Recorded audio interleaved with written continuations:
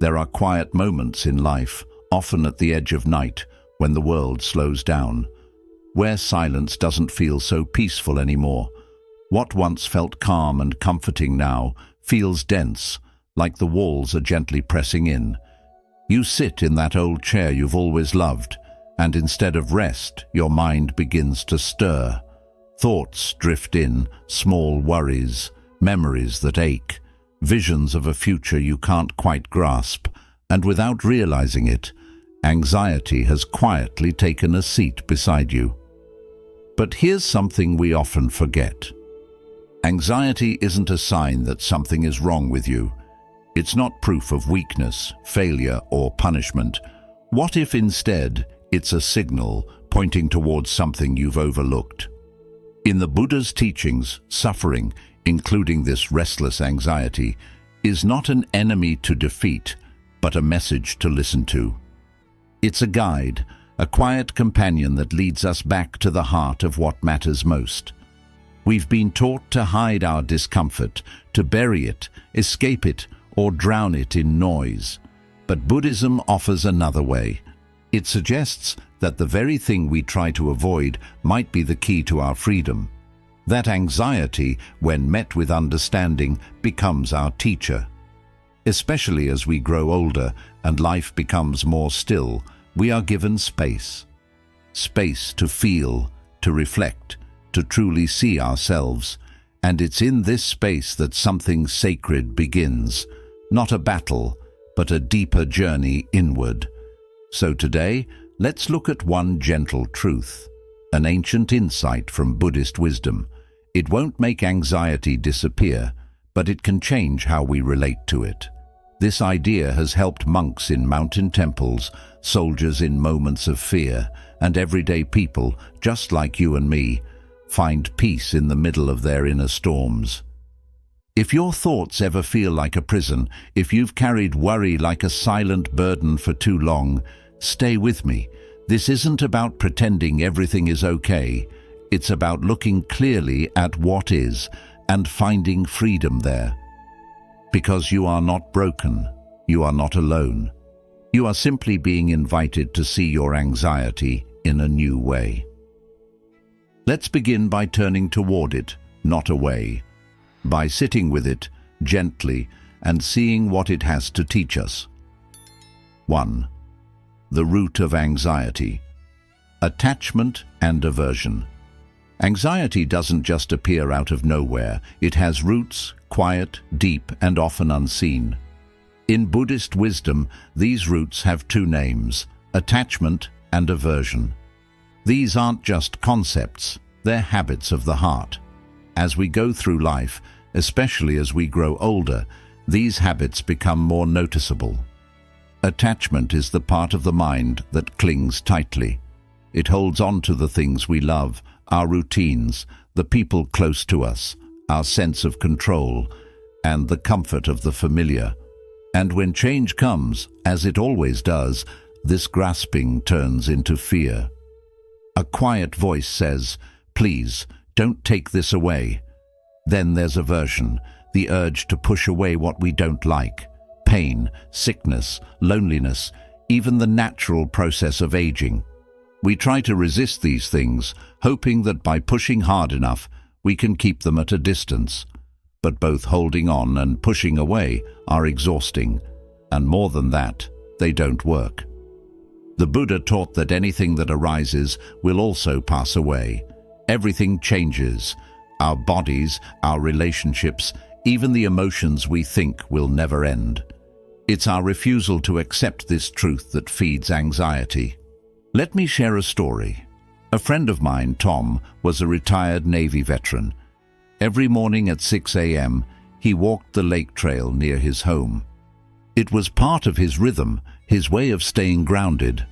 But after a hip injury, he had to stop. It wasn't just a routine he lost.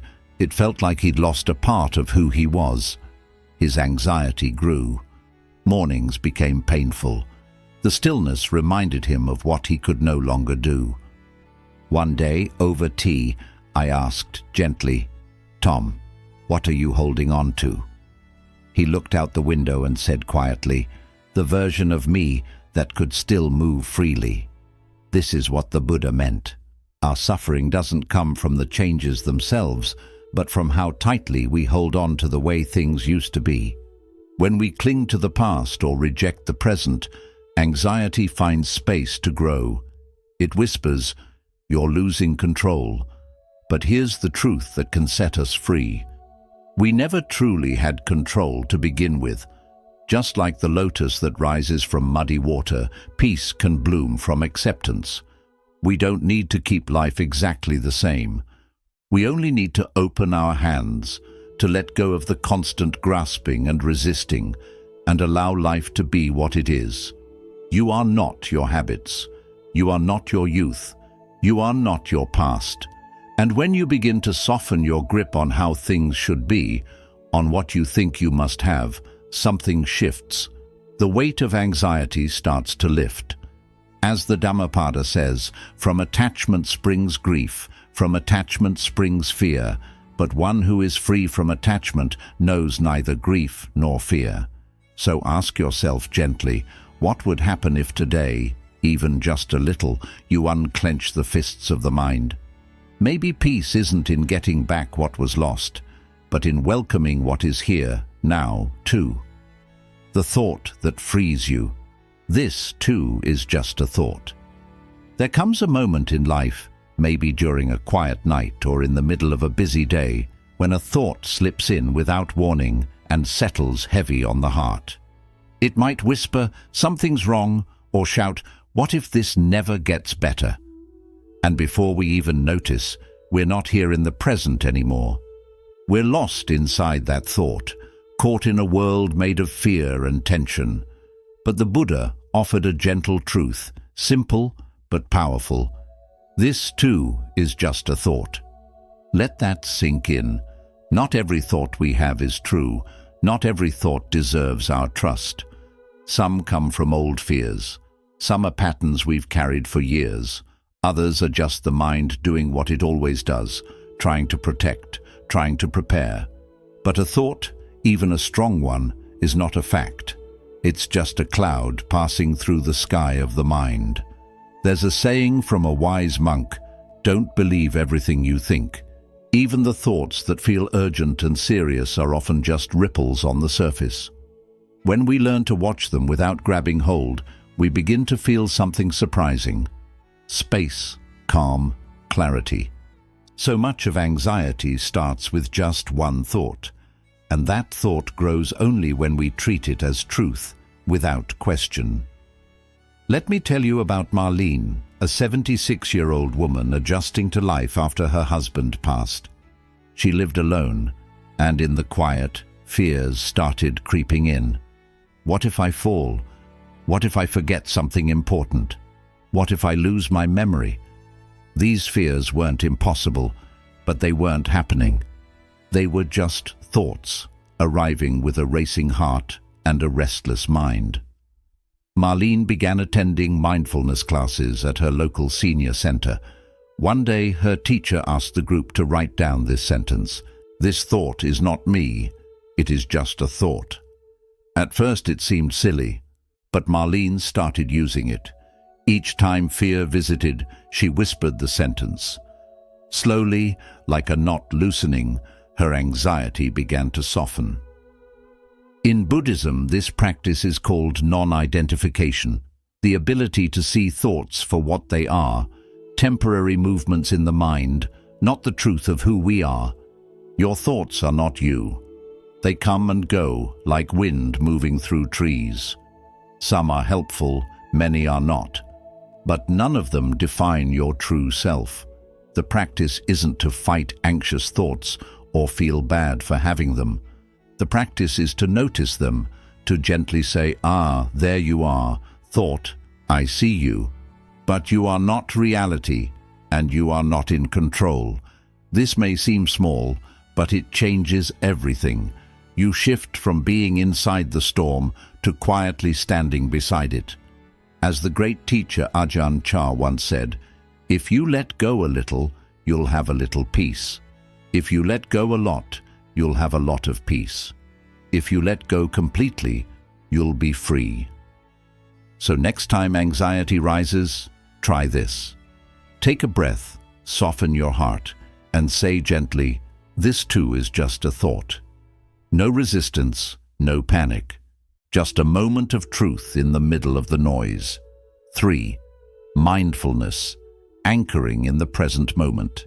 Anxiety often starts in small ways: a slight unease while sipping tea, a tightness in the chest while folding clothes, or a nagging feeling that something isn't quite right, though nothing has happened. For many older adults, especially those who live alone or follow quieter routines, this subtle anxiety can slip in like a chill breeze under the door. It's not loud, but it lingers, pulling the mind away from the peace of the present moment into the shadows of past regrets or future worries. But there's a way back.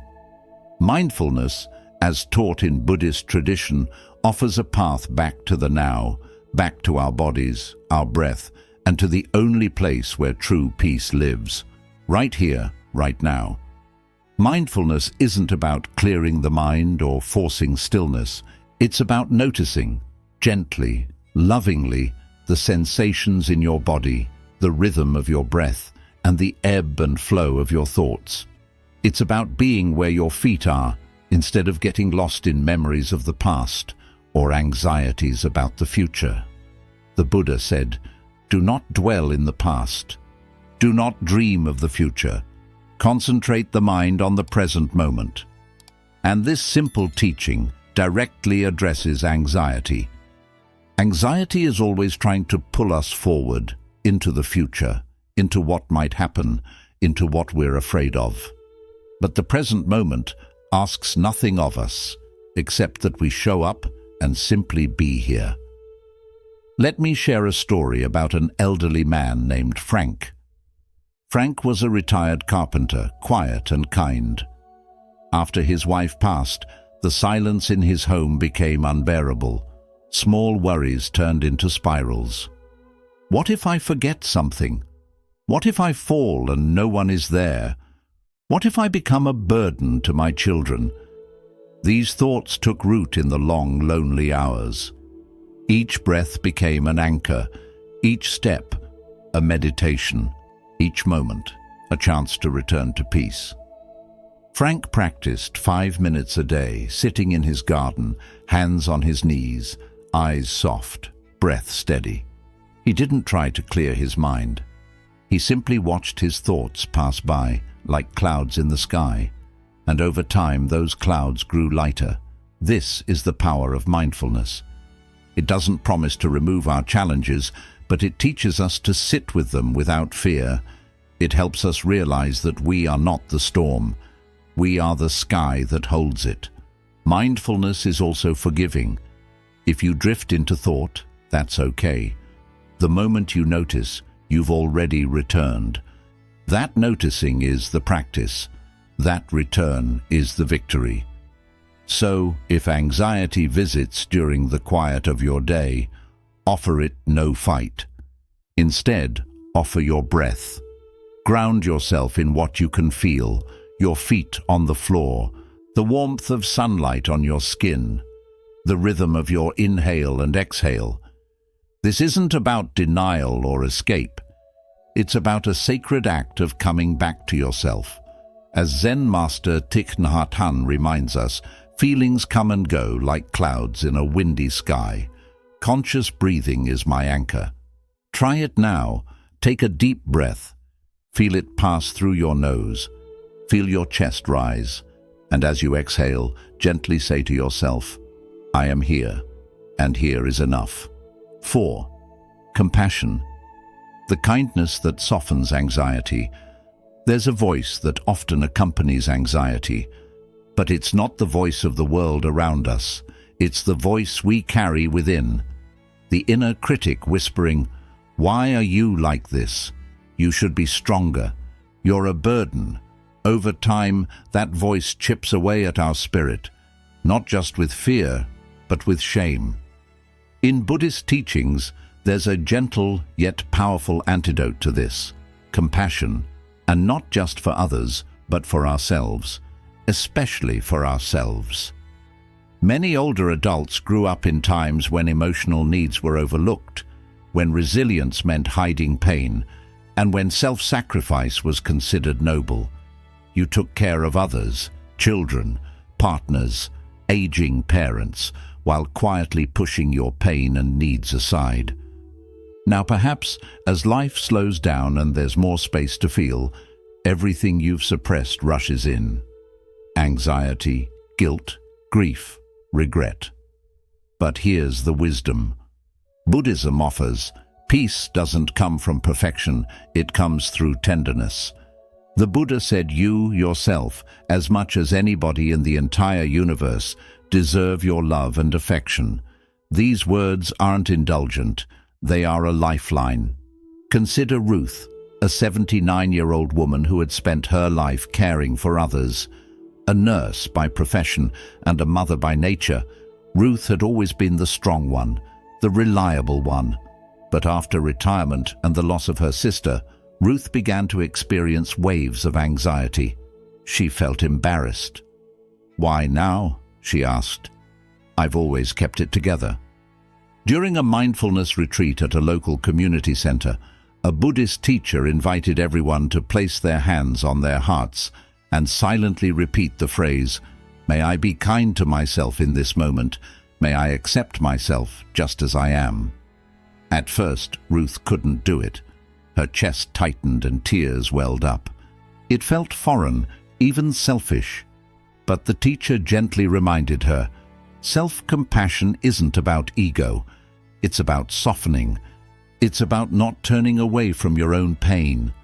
That moment marked the beginning of Ruth's healing, not because her anxiety vanished, but because she stopped fighting it alone. She began writing letters to herself, forgiving the parts of her that were too tired to keep going, too overwhelmed to explain, too hurt to reach out. Slowly, she started to feel whole again. In Buddhist practice, compassion is considered the medicine of the heart, and like any medicine, it must be taken regularly, especially when suffering arises. Here are some gentle ways to practice self-compassion in daily life. Speak kindly to yourself, especially when you feel afraid or anxious. Replace "what's wrong with me" with "this is hard and I'm doing the best I can." Place your hand over your heart during anxious moments. It's a simple act of care, reminding you that you are not alone. Offer yourself the same grace you would offer a dear friend. If you wouldn't say it to them, don't say it to yourself. Acknowledge your efforts. You've survived so much. You're still learning. That matters. Compassion doesn't fix everything, but it transforms the way we move through everything. It changes anxiety from something that feels like a prison into a path that walks alongside your pain, rather than fighting against it. Thich Nhat Hanh said, "When you love someone, the best thing you can offer is your presence. How can you love if you are not there?" The same is true for ourselves. If we aren't present for our own pain, who will be? So the next time anxiety comes knocking, meet it with kindness. Offer it a cup of tea. Sit beside it. Ask what it needs, not so you can fix it, but so you can hold it gently, like a child who's frightened in the dark. Sometimes all our inner world needs is to know that someone is still listening. 5. The thought that destroys anxiety. This is not mine. This is not me. This is not who I am. There are moments, often quiet and piercing, when anxiety wraps itself around us so tightly that we start to believe it defines us. The racing heartbeat, the endless thoughts, the restlessness. They feel less like something we're experiencing and more like who we are. In these moments, it's easy to think, "I am anxious," rather than recognizing that anxiety is merely a passing wave, not the vast ocean of our being. But over 2,500 years ago, the Buddha shared a profound teaching that offers a way to free ourselves from this suffering. A thought so simple, yet so powerful, that it can dissolve anxiety's grip the way sunlight dissolves fog. That thought is, This is not mine. This is not me. This is not who I am. This phrase isn't about denial. It's about liberation. It doesn't resist anxiety. Instead, it gently lets go of the false belief that we are our suffering. The Buddha's teachings on non-self, as described in the Anatta Lakkhana Sutra, remind us that we are not the thoughts, feelings, or sensations that pass through us. Just as the sky is not the storm, we are not our anxiety. When we cling to fear, thinking it is part of our identity, it gains power. But when we tell ourselves, "This is not me," we reconnect with our true nature, vast, peaceful, and unbound. Let me share the story of Walter, an 82-year-old widower who had been struggling with anxiety ever since his wife passed away. He described it as a gnawing feeling in his chest, a sense of dread he couldn't pinpoint. It would come and go, but when it arrived, it consumed him. "It feels like I'm disappearing into the fear," he once said. One afternoon at a local mindfulness group, the instructor led a meditation based on the Buddha's teaching of non-identification. She guided the group through waves of sensations and emotions, softly repeating the words, "This is not mine. This is not me. This is not who I am."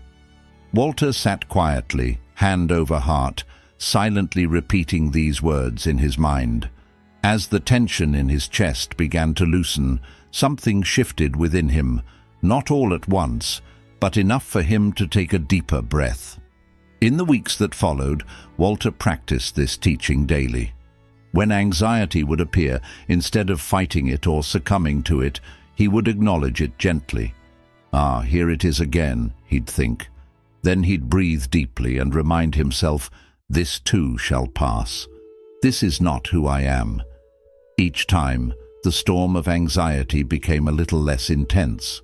The beauty of this teaching is that it doesn't promise to make anxiety disappear. Instead, it offers freedom within it. The Buddha didn't say we wouldn't face fear or sorrow. What he showed us was how to stop suffering unnecessarily because of them. Let's break the phrase down. This is not mine. This means we don't claim ownership over the emotion. It's not ours to defend or hold on to. It's simply something arising, like a wave on the ocean. This is not me. This points to the deepest truth. We are not defined by our emotions. We are the observer, not the turbulence. We are not broken or flawed. We are the awareness watching everything unfold. This is not who I am. Our identity is not shaped by fear, anxiety, or sorrow. Beneath it all lies our true nature, still compassionate and steady. The next time anxiety knocks at your door, pause and say to yourself, "This is not mine. This is not me. This is not who I am." You may notice something remarkable. The emotion may still be there, but its power to define you will begin to fade. You shift from being inside the storm to becoming the sky that holds it. Thich Nhat Hanh once said, "Feelings come and go like clouds in a windy sky. Conscious breathing is my anchor," and so it is with this thought. It becomes a light in the fog, a compass when you feel lost in your mind. As we grow older, this practice becomes not just helpful, but essential. Aging brings new uncertainties, unexpected loneliness, changing bodies, and the inevitable goodbyes. But none of these diminish who we are. The thought, "This is not mine, this is not me, this is not who I am," is not just for moments of panic. It's a mantra for liberation, for reclaiming our space, for remembering our essence, peaceful, aware, and eternal. In truth, you were never your anxiety. You are the calm that remains when the wave recedes. You are the sky that holds every passing cloud, and through it all, you are still here. 6. A guided practice, applying this thought in daily life. It's one thing to hear a teaching that stirs the heart, that resonates deeply. like a refreshing breeze through an open window after a long, stuffy silence. But it's an entirely different matter to carry that teaching into the messiness of daily life, where the dishes pile up, the phone rings, the aches remind you of time passing, and the heart, oh the heart, still trembles at times. This is where the real practice begins. And yet it's also where the deepest peace can be found. The Buddha's wisdom was never meant to stay in lofty realms or as abstract ideas. His teachings were meant to be lived right here, in the marketplace, in our homes, on the path through the forest. So the phrase, "This is not mine, this is not me, this is not who I am," isn't something you save for meditation or spiritual readings. It's something to bring with you into the very fabric of your everyday life. Let's start with a simple but powerful practice, one you can do right now, even as you're listening. Find a quiet space, sit still, or if you're standing, feel your feet firmly touching the ground. Let your body relax just as it is, no need to push or force anything. Take a slow breath in, then gently breathe out. Let your breath feel like a soft hand, calming and grounding you. Now think of something that's been making you anxious. It might be something small, like a nagging worry, or something bigger, a choice, a regret, or a conversation that keeps repeating in your mind. Don't judge it, just hold it gently in your awareness, like a stone resting in the palm of your hand. As you stay with this feeling, quietly say, either out loud or silently in your heart, "This is not mine." Pause, let that settle. Then say, "This is not me." Pause again and notice the space beginning to grow between you and the emotion. Remind yourself, "This is not who I am," and breathe. With each time you say it, feel the hold loosening. Maybe just a little at first, maybe more as you keep going. You're not rejecting the emotion. You're simply observing it without owning it, without becoming it. Now, imagine your breath as a breeze flowing through an open house. It moves through the room of your worry, gently clearing the air, not pushing anything out, just creating space. The walls of the house remain strong and still. That house is you, steady, grounded, complete. The anxious thought is only a visitor. It may stay for a bit, but it doesn't live there, and it doesn't have the keys. This is the power of the practice. Now let's explore where you can bring this into your daily life. Because the truth is, you don't need to be sitting on a meditation cushion or at a retreat to find peace within. You need it at 3 a.m. when you wake up with a heaviness in your chest. You need it when your grown child hasn't called in weeks, and you start to wonder if you did something wrong. You need it when the ache in your joints reminds you that time is passing and not everything is in your hands. In those moments, don't aim for perfection, reach for presence. Breathe in and softly say, "This is not mine." Breathe out, "This is not me." Breathe once more, "This is not who I am." Then gently return to whatever is in front of you. Maybe it's washing the dishes, folding clothes, petting your dog, or simply listening to the wind rustling through the trees outside your window. In this way, the practice becomes part of your day. It's not something separate, it's how you move through life. And here's the beautiful part. The more you do this, the more your nervous system begins to recognize that you are safe now. You're no longer stuck in the past. You're not drowning in what-ifs. You're here, breathing, alive, and whole. Thich Nhat Hanh once wrote, "The present moment is filled with joy and happiness. If you are attentive, you will see it." This simple phrase, "This is not mine, this is not me, this is not who I am," is a bridge that leads you back to that joy. It's a quiet reminder that the real you has never been broken by fear. So the next time anxiety appears, don't run from it and don't push it away. Welcome it like a visitor you no longer fear. Offer it a seat, meet its gaze, and gently remind both yourself and the feeling, this is not who I am. Because the truth is, who you really are is the stillness beneath the storm, the space within the noise, and above all, love, always love, holding everything together. If you've stayed with me this far, quietly listening, heart open, perhaps even a little softened by this journey, then I invite you to pause here and simply breathe. What you've heard today isn't just a teaching, it's a doorway, a gentle hand on your shoulder, reminding you that anxiety is not a failure. It's not a sign that something is wrong with you. In many ways, it's a sacred call, a call to look deeper, to let go of what was never yours to carry, and to come back home to yourself. The Buddha never promised a life without storms, but he offered something even more powerful, the tools to stay steady in the midst of them. And one of the most transformative tools is this simple thought: this is not mine, this is not me, this is not who I am. Repeat it as often as you need, when silence feels heavy, when the night stretches long, or when your chest tightens with worry. Say it gently, with kindness, not as resistance, but as a healing touch. And maybe, just maybe, as you keep practicing, you'll begin to see anxiety not as an enemy, but as a teacher, not something to fear or run from, but something that shows you your strength, your resilience, and your beautiful ability to return again and again to peace. So I leave you with this question, dear friend. What might your life become if you stopped holding on to what no longer serves you and start listening to what brings you home? If this message touched your heart, feel free to share your thoughts in the comments. Your voice, your story, might be the light someone else needs tonight.